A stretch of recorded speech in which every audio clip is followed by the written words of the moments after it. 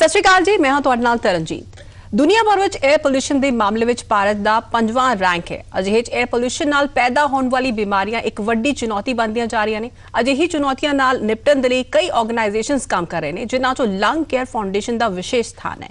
Lung care foundation Hindustan की इस वड्डी चुनौती तो लोगों को किवें बचा रहा है, किवें काम कर रहा है, इस सब ते जानकारी लई साडे नाल मौजूद ने Rajiv Khurana ji, founder trustee lung care foundation and medical advisor doctor Harshvardhan Puri ji. तुहाडा बहुत बहुत स्वागत है जी साडे इस खास प्रोग्राम च। डॉक्टर हर्षवर्धन, तुहाडे तो मेरे सवाल रहणगे सर, तुहाडे तो भी बहुत सारे सवाल मेरे। हाँ, सब तो पहला सवाल मेरा तुहाडे तो सर, सानू लंग केयर फाउंडेशन अते इसके काम बारे दसो, तुहानू किवें इंस्पिरेशन मिली, किवें किस चीज़ ने इंस्पायर किया? लोगों के दर्द तकलीफां ते काले पड़दे हुए लंग्स ने लंग केयर फाउंडेशन की शुरुआत कराई।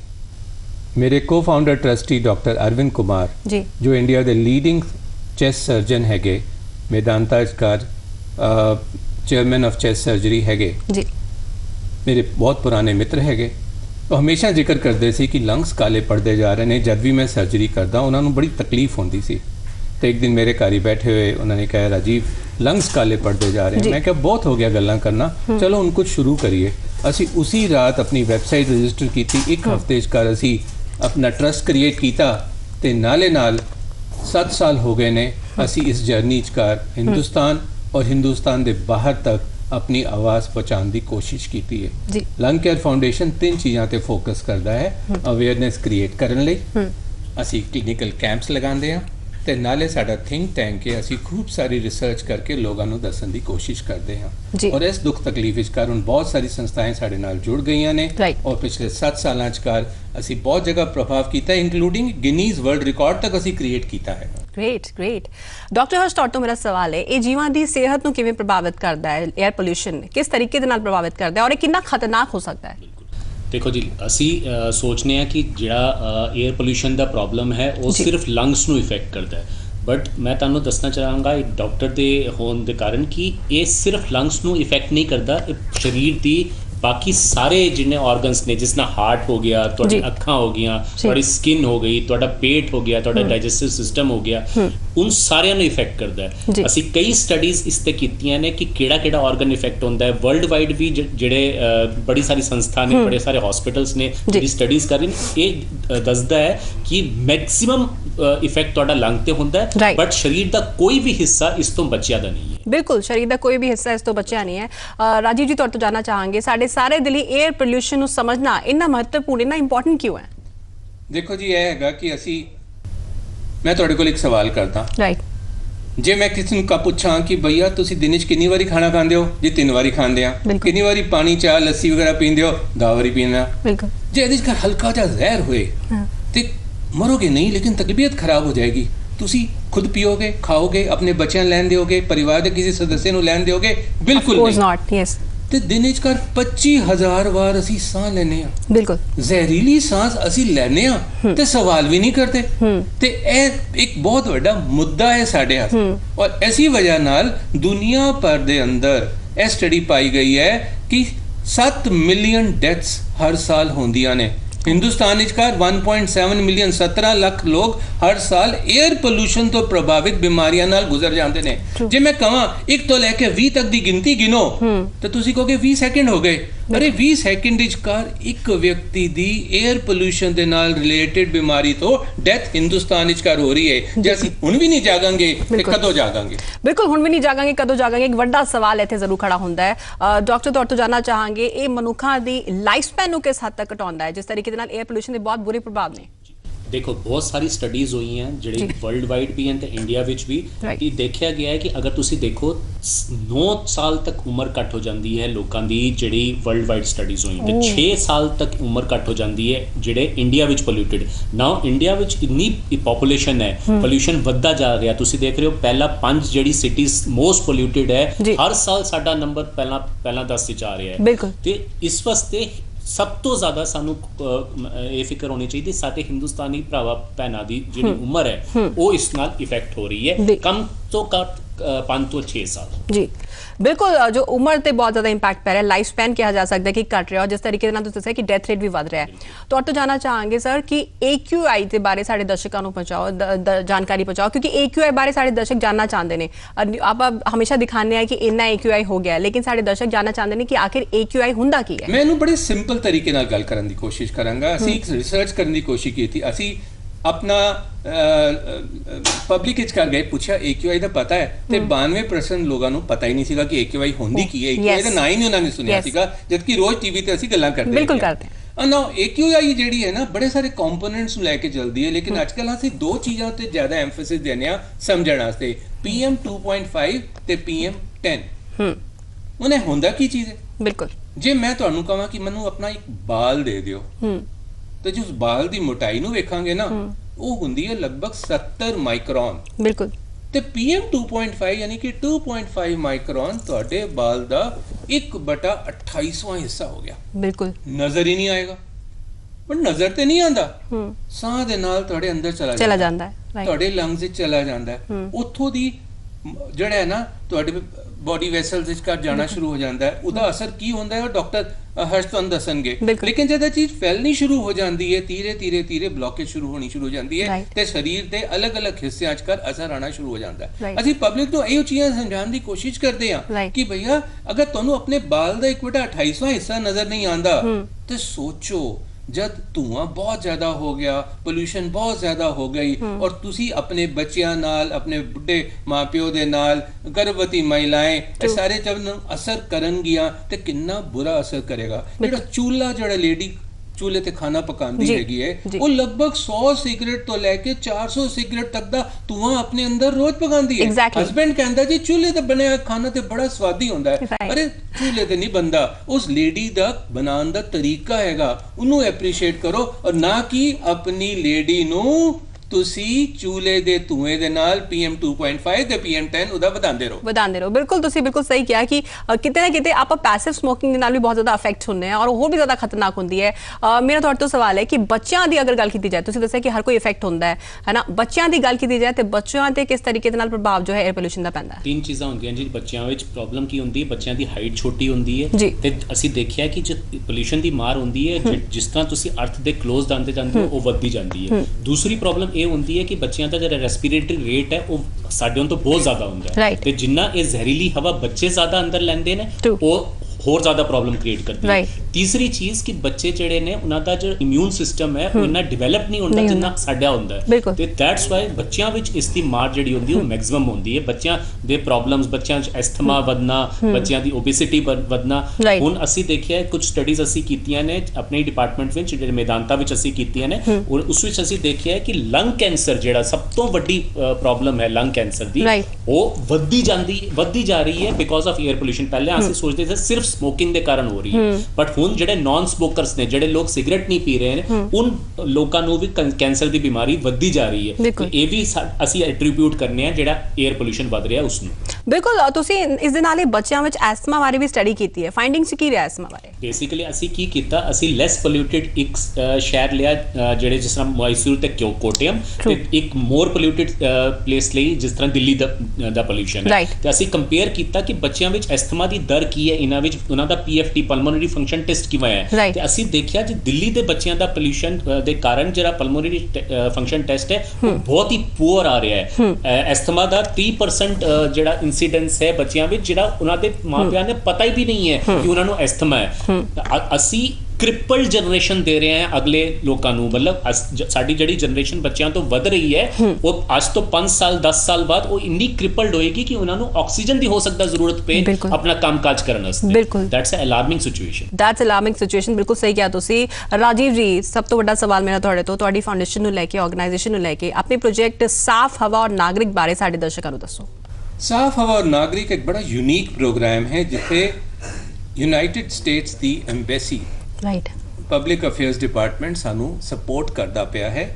ਦਿੱਲੀ ਔਰ NCR ਵਿਚਕਾਰ ਅਸੀਂ ਜਾਗਰੂਕਤਾ ਫੈਲਾਉਣ ਦੀ ਕੋਸ਼ਿਸ਼ ਕਰਦੇ ਪਏ ਹਾਂ, ਜਿਹਦੇ ਅੰਦਰ ਅਸੀਂ ਸਕੂਲ ਦੇ college, resident welfare association, public ਦੇ ਵਿਚਕਾਰ ਜਾ ਕਰ ਉਹਨਾਂ ਨੂੰ ਗਿਆਨ ਦੇਣ ਦੀ ਕੋਸ਼ਿਸ਼ ਕਰਦੇ ਹਾਂ, ਉਹਨਾਂ ਨੂੰ ਇਨਵੋਲਵ ਕਰਨ ਦੀ ਕੋਸ਼ਿਸ਼ ਕਰਦੇ ਹਾਂ ਕਿ ਪਲੀਜ਼ ਇਹ ਪ੍ਰੋਬਲਮ ਅਸੀਂ ਲੋਕ ਨਹੀਂ ਸੋਲਵ ਕਰ ਸਕਦੇ, ਲੇਕਿਨ ਮਿਲ ਕਰ ਸਾਰੇ ਸੋਲਵ ਕਰ ਸਕਦੇ ਬਿਲਕੁਲ। ਇਸ ਕਰਕੇ ਅਸੀਂ ਬਹੁਤ ਸਾਰੀ ਐਕਟੀਵਿਟੀਜ਼ ਕਰ ਉਹਨਾਂ ਨੂੰ ਐਂਗੇਜ ਕੀਤਾ ਤੇ ਨਾਲ ਹੀ ਨਾਲ ਅਸੀਂ ਪਬਲਿਕ ਪਾਲਿਸੀ ਡਾਇਲੌਗਸ ਵੀ ਬੜੇ ਸਾਰੇ ਕੀਤੇ।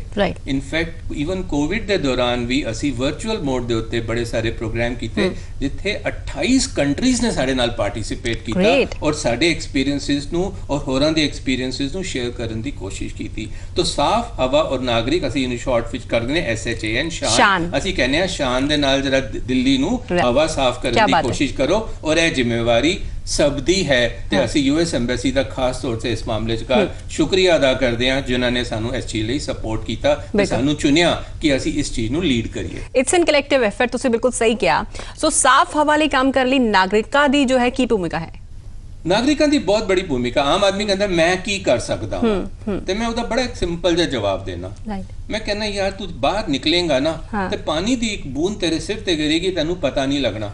10 ਗਿਰਨਗੀ ਤੂੰ ਇੱਧਰ ਉੱਧਰ ਦੇਖੇਗਾ, 100 ਗਿਰੇਗੀ ਤੂੰ ਸੋਚੇਗਾ ਯਾਰ ਪਾਣੀ ਕਿੱਥੋਂ ਆ ਰਿਹਾ ਹੈਗਾ, 1000 ਗਿਰਨਗੀ ਤੇ ਮੀਂਹ ਵਸਣਾ ਸ਼ੁਰੂ ਹੋ ਗਿਆ, ਲੱਖ ਗਿਰਨਗੀ ਤੇ ਆਸ-ਪਾਸ ਦੇਖੇਗਾ ਸ਼ਾਇਦ ਬਾੜ ਆ ਗਈ ਹੈ। ਅਸੀਂ ਸਾਰੇ ਪਾਣੀ ਦੀ ਇੱਕ ਬੂੰਦ ਹੈਗੇ ਆ। ਬਿਲਕੁਲ। ਜਦ ਤੱਕ ਅਸੀਂ ਕਲੈਕਟਿਵਲੀ ਹੋ ਕੇ ਬਦਲਾਵ ਲਿਆਉਣ ਦੀ ਕੋਸ਼ਿਸ਼ ਨਹੀਂ ਕਰਾਂਗੇ ਤਦ ਤੱਕ ਗੱਲ ਨਹੀਂ ਹੋਏਗੀ। ਬਾੜ ਇੱਕ ਨੈਗੇਟਿਵ ਚੀਜ਼ ਹੈ ਲੇਕਿਨ ਸਾਨੂੰ ਇਸ ਵਕਤ ਵਿਚਾਰਾਂ ਦੀ ਬਾੜ ਲਿਆਣੀ ਜ਼ਰੂਰੀ ਹੈ। ਹਰ ਬੂੰਦ ਨੂੰ ਇਕੱਠਾ ਹੋਣਾ ਹੈ, ਮਿਲकर ਸੋਚਣਾ ਹੈ ਆਪਣੇ ਲਈ, ਆਪਣੀ ਨਵੀਂ ਪੀੜ੍ਹੀ ਵਾਸਤੇ, ਆਪਣੇ ਬੱਚਿਆਂ ਵਾਸਤੇ, ਆਪਣੇ ਬੁੱਢੇ ਮਾਪਿਓ ਵਾਸਤੇ, ਪਰਿਵਾਰ ਦੇ ਹਰ ਸਦस्य ਵਾਸਤੇ। ਔਰ ਜਦ ਉਹ ਸਾਰੇ ਮਿਲ ਕੇ ਸੋਚਣਗੇ ਤੇ ਵਿਚਾਰਾਂ ਦੀ ਬਾੜ ਆਏਗੀ ਤੇ ਬਦਲਾਵ ਆਏਗਾ। ਬਿਲਕੁਲ ਬਦਲਾਵ ਆਏਗਾ ਔਰ ਬੂੰਦ ਬੂੰਦ ਸੇ ਸਾਗਰ ਬਣਤਾ ਹੈ, ਗੱਲ ਵੀ ਹੁੰਦੀ ਹੈ। ਸੋ ਜਿਨ੍ਹਾਂ ਕਮਿਊਨਿਟੀਜ਼ ਦੇ ਨਾਲ ਤੁਸੀਂ ਕੰਮ ਕੀਤਾ ਹੈ ਸਰ, ਉਹਨਾਂ ਦੇ ਨਾਲ ਤੁਹਾਡਾ ਐਕਸਪੀਰੀਅੰਸ ਕਿਵੇਂ ਦਾ ਰਿਹਾ? ਕਮਿਊਨਿਟੀਜ਼ ਜਨਰਲੀ ਪਹਿਲਾਂ ਤਾਂ ਇੰਟਰਸਟ ਸ਼ੋ ਨਹੀਂ ਕਰਦੀਆਂ ਕਿ ਬਈ ਠੀਕ ਹੈ ਰੋਜ਼ਮਰਰਾ ਦੀ ਗੱਲ ਹੈ, ਉਹਨਾਂ ਦੀ ਜ਼ਿੰਦਗੀ ਜ਼ਿਆਦਾ ਇੰਪੋਰਟੈਂਟ ਹੈ, ਇਹ ਤੇ ਹੁੰਦਾ ਹੀ ਰਹਿੰਦਾ ਹੈ, ਇਹ ਕੰਮ ਸਰਕਾਰ ਦਾ ਹੈ, ਸਾਡਾ ਕੰਮ ਨਹੀਂ ਹੈ। ਤੇ ਅਸੀਂ ਉਹਨਾਂ ਨੂੰ ਸਮਝਾਉਣ ਦੀ ਕੋਸ਼ਿਸ਼ ਕਰਦੇ ਹਾਂ ਕਿ ਸਰਕਾਰ ਆਪਣਾ ਕੰਮ ਕਰ ਰਹੀ ਹੈ ਲੇਕਿਨ ਜਦ ਤੱਕ ਕਮਿਊਨਿਟੀ ਉਹਦੇ ਨਾਲ ਮਿਲ ਕੇ ਕੰਮ ਨਹੀਂ ਕਰੇਗੀ ਬਦਲਾਵ ਨਹੀਂ ਆਏਗਾ।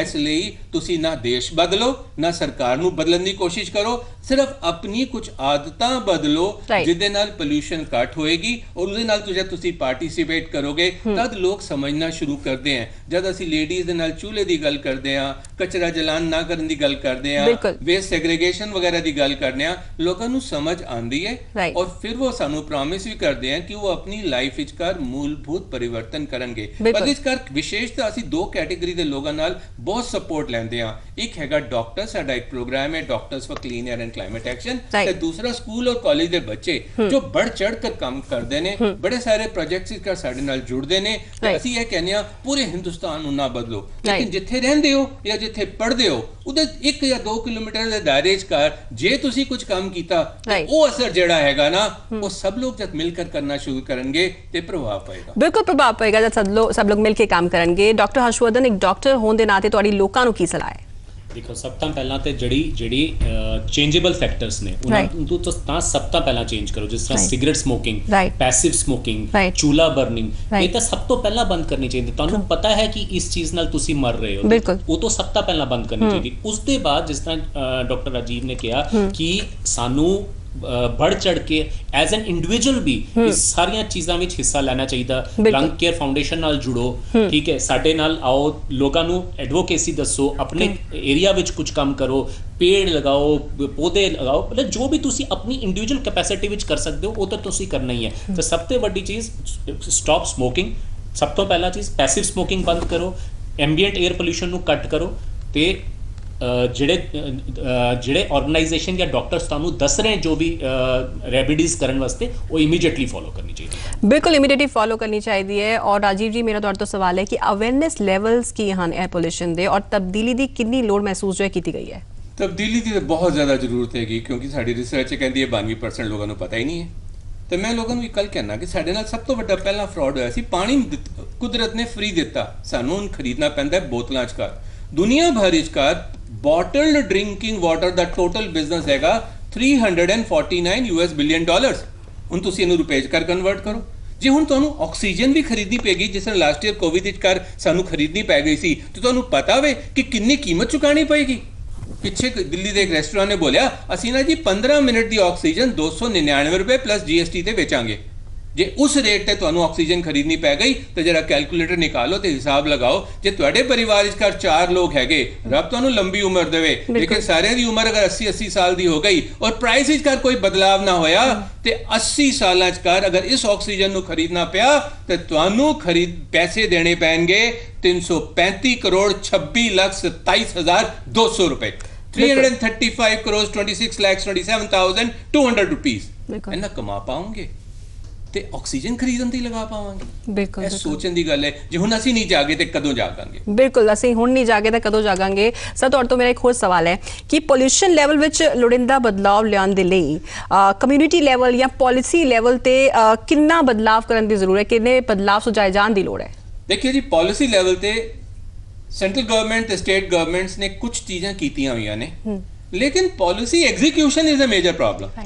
ਤੇ ਮੇਰਾ ਇਹ ਕਹਿੰਦਾ ਹੈ ਕਿ ਆਈਡੀਆ ਬੜਾ ਵਧੀਆ ਹੋਵੇ, ਲੇਕਿਨ ਉਸ ਆਈਡੀਆ ਨੂੰ ਪਾਵਰਫੁਲੀ ਐਗਜ਼ੀਕਿਊਟ ਤੇ ਕਰਾਓ ਔਰ ਉਸ ਤੋਂ ਬਾਅਦ ਨਾਲੋਂ ਨਾਲ ਪਬਲਿਕ ਨੂੰ ਵੀ ਸਹਿਯੋਗ ਚ ਕਰ ਲੈ ਕੇ ਆਓ। ਜਦ ਤੱਕ ਇਹ ਦੋਨਾਂ ਦੀ ਪਾਰਟਨਰਸ਼ਿਪ ਇਕੱਠੀ ਨਹੀਂ ਹੋ ਪਾਏਗੀ ਤਦ ਤੱਕ ਨਹੀਂ ਹੋ ਪਾਏਗਾ। ਇਸ ਕਰਕੇ ਦੋਨਾਂ ਦੀ ਪਾਰਟਨਰਸ਼ਿਪ ਤੇ ਇਨਵੈਸਟ ਕਰਨਾ ਬੜਾ ਜ਼ਰੂਰੀ ਹੈ ਔਰ ਇਹ ਸ਼ੁਰੂਆਤ ਚਾਹੇ ਸਕੂਲ ਦੇ ਬੱਚੇ ਹੋਣ ਜਾਂ ਵੱਡੇ ਹੋਣ, ਸਭ ਨੂੰ ਮਿਲ ਕਰ ਕਰਨਾ ਪਏਗਾ ਔਰ ਸਰਕਾਰ ਨੂੰ ਵੀ ਪੂਰਾ ਡਿਲੀਜੈਂਟਲੀ ਉਸ ਨੂੰ ਲੈ ਕੇ ਆਣਾ ਪਏਗਾ, ਕਿਉਂਕਿ ਇਸ ਵਕਤ ਸਾਡੇ ਇਲੈਕਸ਼ਨ ਮੈਨੀਫੈਸਟੋ ਚ ਕਰ ਵੀ 에ਅਰ ਪੋਲਿਊਸ਼ਨ ਦਾ ਪ੍ਰੋਮਿਸ ਕਿੱਥੇ ਨਹੀਂ ਆਂਦਾ। ਅਸੀਂ ਨੈਸ਼ਨਲ ਕਲੀਨ 에ਅਰ ਪ੍ਰੋਗਰਾਮ ਦੀ ਗੱਲ ਕਰਦੇ ਹਾਂ, ਉੱਥੇ ਹੈਲਥ ਦੀ ਗੱਲ ਕੋਈ ਨਹੀਂ ਕਰਦਾ। ਤੇ ਮੈਂ ਚਾਹਨਾ ਵਾਂ ਕਿ ਇਹ ਸਾਰੇ ਅਸੀਂ ਕੌਨਸ਼ੀਅਸ ਹੋ ਜਾਈਏ ਤੇ ਇਹਦੇ ਉੱਤੇ ਕੰਮ ਕਰੀਏ, ਤਾਂ ਹੀ ਸਾਡਾ ਆਬਜੈਕਟਿਵ ਜਿਹੜਾ ਸਾਫ਼ ਹਵਾ ਤੇ ਨਾਗਰਿਕ ਹੈਗਾ ਉਹ ਸਭ ਦੇ ਲਈ ਪੂਰਾ ਹੋ ਪਾਏਗਾ। ਔਰ ਇਹ ਸਿਰਫ ਦਿੱਲੀ ਦੀ ਸਮੱਸਿਆ ਨਹੀਂ ਹੈ, ਪੂਰੇ ਹਿੰਦੁਸਤਾਨ ਦੀ ਸਮੱਸਿਆ ਹੈ। ਜੀ ਬਿਲਕੁਲ, ਦਿੱਲੀ ਦੀ ਸਮੱਸਿਆ ਨਹੀਂ, ਪੂਰੇ ਹਿੰਦੁਸਤਾਨ ਦੀ ਇਹ ਸਮੱਸਿਆ ਹੈ। ਸਰ, ਮੇਰਾ ਤੁਹਾਡੇ ਤੋਂ ਸਵਾਲ ਹੈ ਕਿ ਪਰਾਲੀ ਸਾੜਨ ਦੇ ਨਾਲ ਜਿਹੜੇ ਲੋਕ ਇਸ ਦੇ ਸੰਪਰਕ ਵਿੱਚ ਆਉਂਦੇ ਨੇ ਉਹਨਾਂ ਲੋਕਾਂ ਦੀ ਸਿਹਤ ਤੇ ਕਿੰਨਾ ਮਾੜਾ ਅਸਰ ਪੈਂਦਾ ਹੈ? ਡਾਕਟਰ ਸਾਹਿਬ ਜ਼ਰੂਰ ਦੱਸਣਗੇ, ਲੇਕਿਨ ਸਭ ਤੋਂ ਪਹਿਲੇ ਅਸੀਂ ਸੋਚਦੇ ਹਾਂ ਕਿ ਇਹ ਪਰਾਲੀ ਜਿਹੜੀ ਹੈ ਨਾ ਦਿੱਲੀ 'ਚ ਅਸਰ ਕਰਦੀ ਹੈ। ਨਾ ਜੀ ਨਾ, ਜਿਸ ਗਾਂ ਤੋਂ ਪਰਾਲੀ ਚਲਦੀ ਹੈ ਉਸ ਗਾਂ ਦੇ ਪਿੰਡ ਦੇ ਬੱਚਿਆਂ ਨੂੰ, ਵੱਡੇ ਬਜ਼ੁਰਗਾਂ ਨੂੰ ਸਭ ਤੋਂ ਪਹਿਲਾਂ ਅਸਰ ਕਰਦੀ ਹੈ।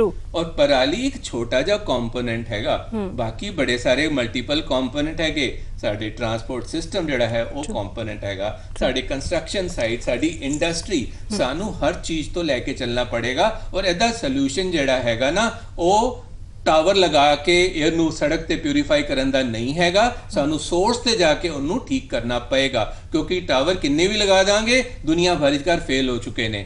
ਲੇਕਿਨ ਸਾਨੂੰ ਜ਼ਰੂਰੀ ਹੈ ਕਿ ਜਿੱਥੋਂ ਧੂਆਂ ਨਿਕਲਦਾ ਹੈ, ਜਿੱਥੋਂ ਪੋਲੂਸ਼ਨ ਨਿਕਲਦੀ ਹੈ, ਉਸ ਸੋਰਸ ਨੂੰ ਪਲੱਗ ਕਰਨ ਦੀ ਕੋਸ਼ਿਸ਼ ਕरें।